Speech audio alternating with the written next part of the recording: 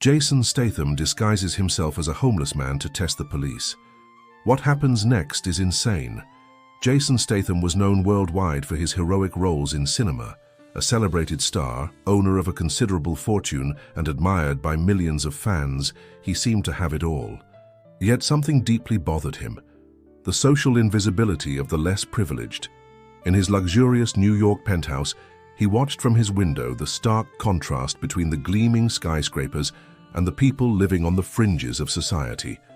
One autumn morning, while having his coffee and reading the news on his tablet, a report caught his attention. It was about a homeless man who had been unjustly expelled from Central Park by private security, even though he had every right to be there. The case didn't attract much attention. It was just one among many that happened daily. Jason set his cup on the table and began pacing through his apartment, restless. His footsteps echoed on the marble floor as an idea began to form in his mind. What if he, using his influence and resources, could do something to change this reality? And so was born the Invisible Project, a bold social experiment that would forever change his life and that of many others. Jason called a meeting with his closest team: Sandra Martinez, his press officer for over a decade; David Chen, a makeup and character specialist who had worked with him on several films; and Rebecca Thompson, a renowned documentary filmmaker. "You need to help me disappear," Jason announced, to the astonishment of everyone present. Sandra was the first to speak up. "Jason, have you lost your mind? We have the premiere of your new movie in less than 2 months." "Exactly because of that. I need to do this now before the film's promotion begins," he replied, with a determination his friends knew all too well. The same determination that had made him one of Hollywood's biggest stars. In the following weeks, the team worked meticulously on the preparations. David created a perfect disguise: subtle facial prosthetics, contact lenses that changed the color of his eyes, and a wig that rendered him completely unrecognizable. Rebecca developed a system of hidden micro-cameras that would allow them to document everything without drawing attention. The plan was simple in theory, but extremely risky in practice. Jason would assume the identity of Jonathan Brooks, an ordinary man who had lost everything after a series of setbacks in life. He would spend a week living on the streets of New York, documenting how people and authorities treated those they considered invisible. On the eve of starting the experiment, Jason was in his walk-in closet, stowing his valuables in the safe. His fingers paused over an old watch, a gift from his father, given shortly before his passing. "Keep your feet on the ground and your eyes on the sky," were his last words. Jason smiled at the memory, now understanding more than ever the meaning of that advice. Sandra entered the room without knocking, as she usually did in times of crisis. "The tabloids are speculating about your sudden disappearance. They're saying you're in a rehabilitation clinic in Switzerland." "Perfect," replied Jason. "That will give us the cover we need."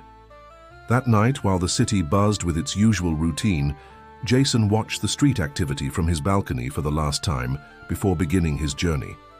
The cold, autumn wind blew between the buildings, carrying with it the lights and sounds of the city that never sleeps.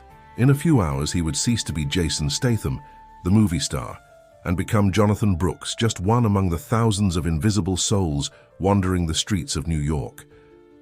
What he did not know was that this decision would trigger a series of events that would change not only his own life, but also spark a true social revolution.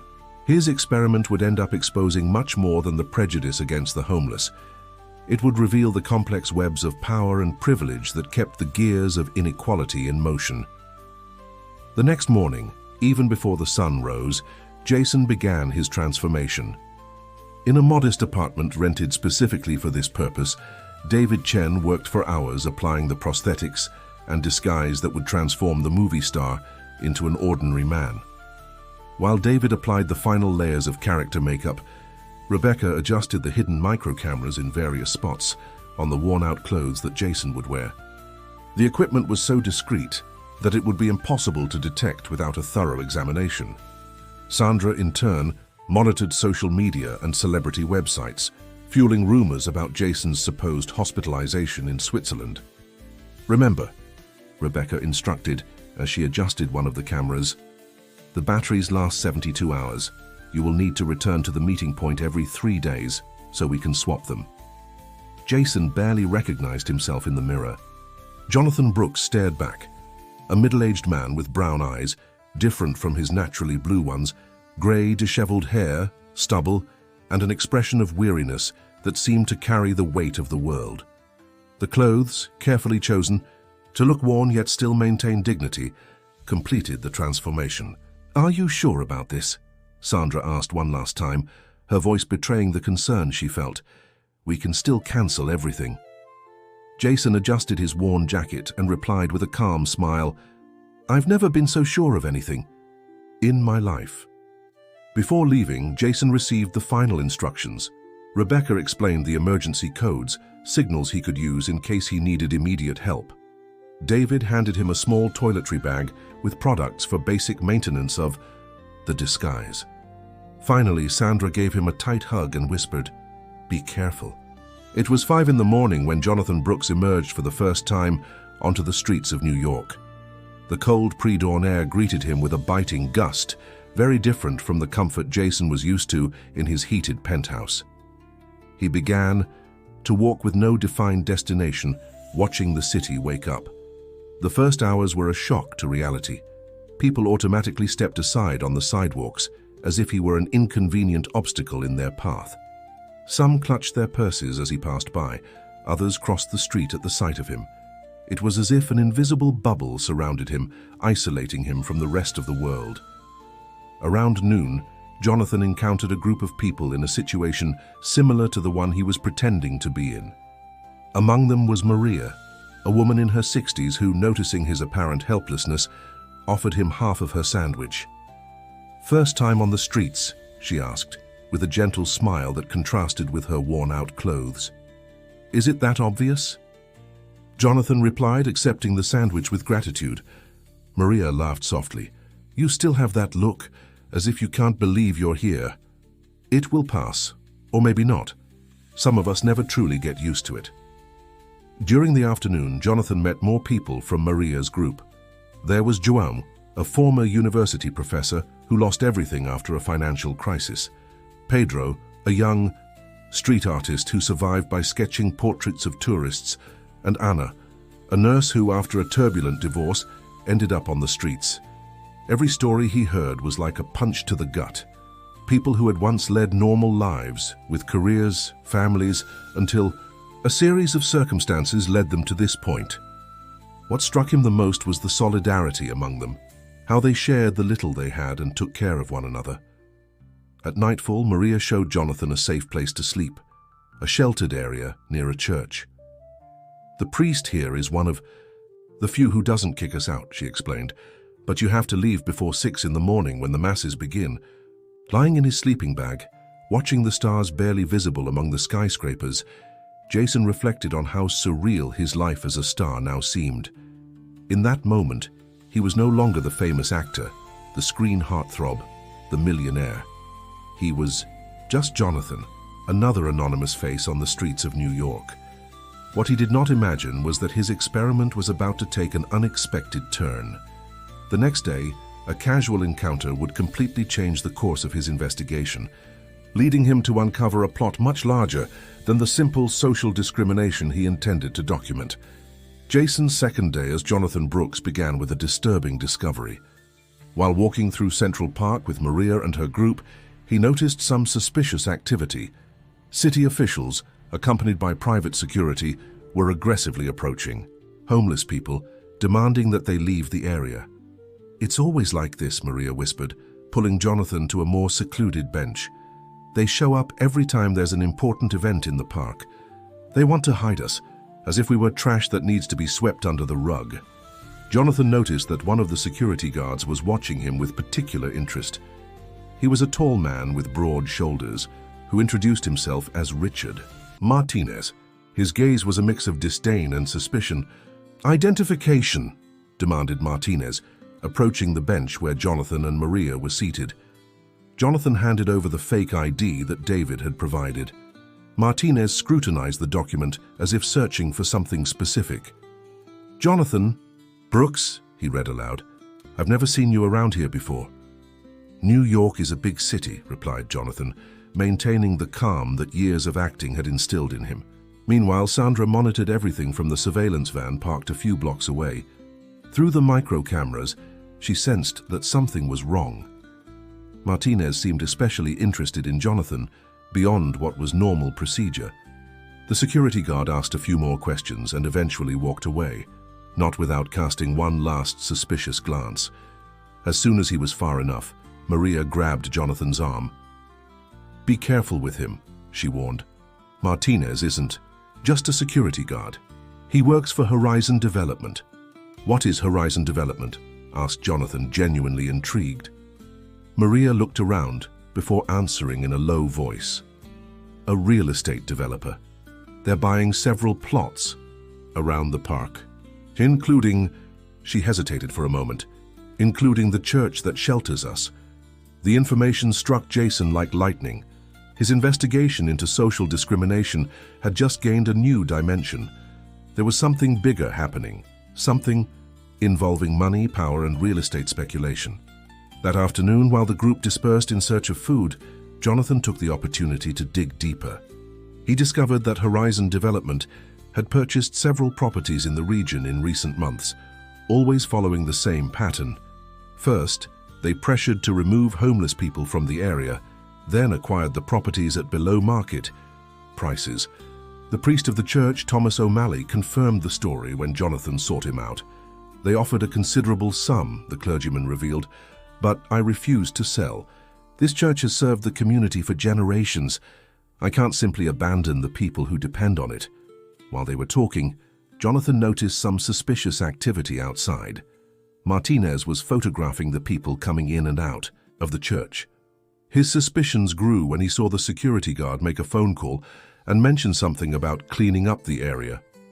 Back at the surveillance van to swap the batteries on the cameras, Jason shared his findings with the team. Sandra immediately began researching Horizon Development.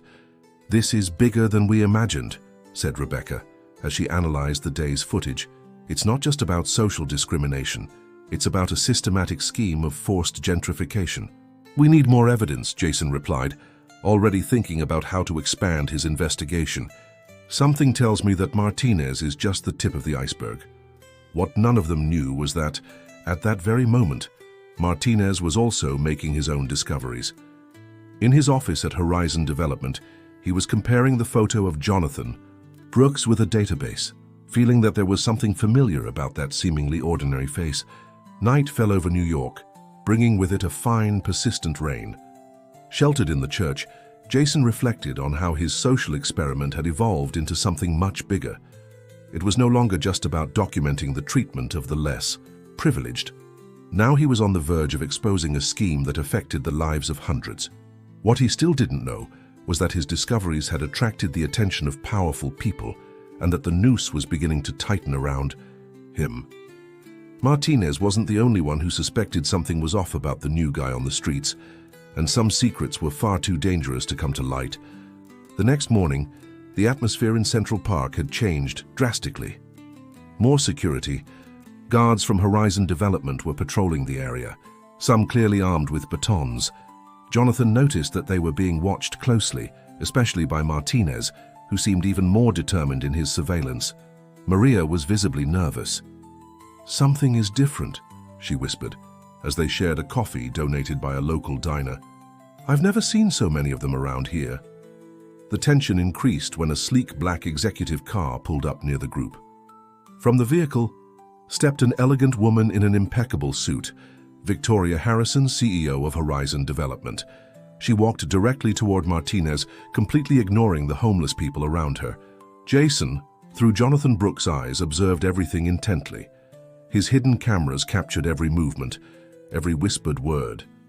Victoria gestured assertively as she spoke with Martinez, who occasionally cast glances in the direction of the group. "That is the woman who's been buying everything around here," explained Joan, the former university professor, as he discreetly approached. "They say she has important connections at City Hall." Meanwhile, in the surveillance, Van Sandra made some alarming discoveries. "Jason, you need to see this," she said through the discreet communication device. Victoria Harrison has several shell companies. Horizon is just the tip of the iceberg. There's a pattern of suspicious purchases throughout the city. The situation grew even tenser when Victoria began walking toward the church. Father O'Malley greeted her on the steps, his defensive posture indicating that this was not the first time they had met. Jason managed to get close enough to overhear part of the conversation. Victoria was offering double the initial amount for the property, but her words carried an undertone of threat. "Father, be reasonable," she said with a cold smile. "Things are changing in this area. You won't want to be on the wrong side of history." O'Malley remained firm. "This church is not for sale, Ms. Harrison, no matter the price." At that moment, something unexpected happened. Pedro, the young street artist, approached with his sketchpad. "Ms. Harrison," he called, "I think you'll want to see this." On the pad was a perfectly detailed portrait of Jason Statham, alongside a sketch showing how the makeup and prosthetics transformed his face into that of Jonathan Brooks. Pedro had always possessed an exceptional eye for detail. It was what made him such an excellent artist. Victoria examined the drawing with growing interest as Martinez quickly approached. Jason realized that his disguise was about to be compromised. With a discreet movement, he activated the emergency signal to his team. "Interesting," murmured Victoria, looking directly at Jonathan. "Very interesting indeed." Sandra, monitoring everything from the van, sprang into action immediately. "Attention all units," she said into her phone, pretending to be from the police. "We have a report of suspicious activity in Central Park, near St. Patrick's Church." The distraction worked momentarily. As the first sirens began to sound in the distance, Victoria and her team quickly dispersed, not wanting to attract unwanted attention to their activities. Jason took advantage of the confusion to blend in with Maria's group, who led him through a network of alleys and passageways known only to the homeless. They reached an improvised shelter under a bridge, where they could finally catch their breath. "You're not who you claim to be, are you?" Maria asked, her eyes showing more curiosity than accusation. Jason knew he had reached a crucial point. His discoveries about Horizon development were too important to ignore, but his disguise was compromised. He needed to make a quick decision on how to proceed. The sun was beginning to set over Manhattan, painting the sky in shades of orange. Somewhere in the city, Victoria Harrison was making important calls, maneuvering her pieces in a power game that went far beyond simple real estate speculation. And in his improvised hideout, Jason Statham was preparing for his riskiest move yet, a move that could expose not only the truth about Horizon development, but also how society chooses who deserves to be seen and who must remain invisible. The next morning dawned with a different energy in Central Park. Victoria Harrison had called a press conference on the steps of St. Patrick's Church, announcing what she called the Urban Revitalization Project. Dozens of journalists gathered at the site while TV cameras broadcast live. "This project will bring new life to this area," declared Victoria, her voice overflowing with feigned social concern. "We are going to transform underutilized spaces into communal areas for all New Yorkers." Jason, still as Jonathan Brooks, observed everything closely, blending into the crowd. Sandra and Rebecca had positioned several cameras strategically around the area, ready to capture every moment of what was about to unfold. Maria and her group were also present, staying in the shadows and carrying improvised placards that denounced the true intentions of Horizon development. Pedro, the street artist, discreetly handed out copies of his drawings that documented the gradual transformation of the neighborhood. "And that is why," Victoria continued, "I am pleased to announce that Horizon Development will invest $500 million in revitalizing this area. The first step will be the removal of the people who really need this space," interrupted a strong, clear voice. The crowd turned toward the voice. Jonathan Brooks emerged from the throng, slowly making his way toward the makeshift stage. Victoria froze for a moment, recognizing him from the previous day. "Ladies and gentlemen of the press," he continued, his voice now carrying a familiar British accent, "you are being deceived. This is not a revitalization project. It is a project of social exclusion. Martinez made a move to intercept him, but Jason was already shedding part of his disguise. The facial prosthetics, the wig, everything fell away as he ascended the steps. A murmur of astonishment rippled through the crowd as his true identity was revealed. "My name is Jason Statham," he announced, now completely free of the disguise. "And in the past few days I have lived on the streets of New York to document not only how our society treats the invisible, but also how companies like Horizon Development profit from the suffering of others." Victoria tried to interrupt, but Jason continued, "Rebecca, please show everyone what we have discovered." At that very moment, large screens that had been discreetly installed during the early hours lit up, displaying footage from the past few days. Scenes of harassment of the homeless, secret meetings, veiled threats to Father O'Malley, everything was there, documented in high definition. "But that's not all," Jason went on, as Sandra distributed folders to the journalists. "Inside these folders, you will find documents proving a corruption scheme involving Horizon Development, bribery, bid fraud, shell companies, everything designed to expel the most vulnerable and profit from real estate speculation." Victoria Harrison tried to leave discreetly, but she was swarmed by journalists. Martinez, seeing that the tables had turned, lowered his head and stepped away. In the following weeks, he would become a key witness in the investigations against Horizon Development. Father O'Malley, with tears in his eyes, embraced Jason. "God works in mysterious ways," he said. "Sometimes he sends an angel disguised, as a beggar to protect his children." Maria approached, smiling.